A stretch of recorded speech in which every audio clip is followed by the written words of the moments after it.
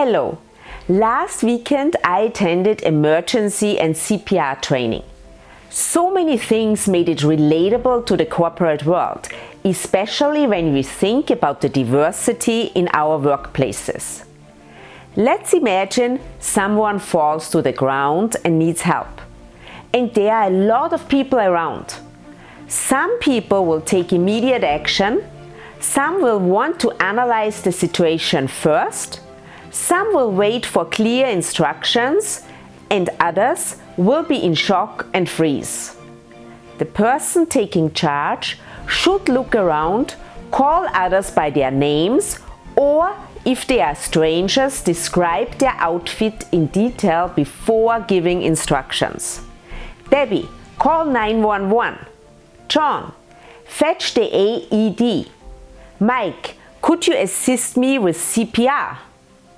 However, regardless of personality type, the key factor determining whether a person will act is confidence.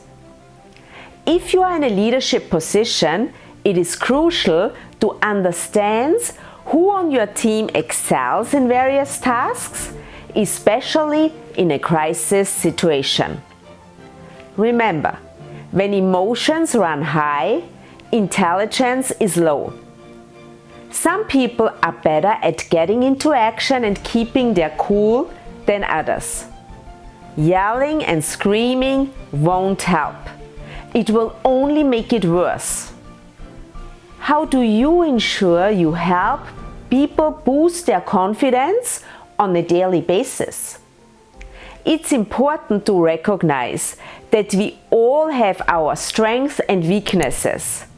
And when we overcompensate on our strengths, they become a weakness. Relationship-focused individuals may avoid providing constructive feedback because they are afraid of hurting people's feelings. Analytical people can struggle with decision-making. Action-oriented individuals may not excel at articulating their thoughts and often lack patience. Structured people may lack mental flexibility.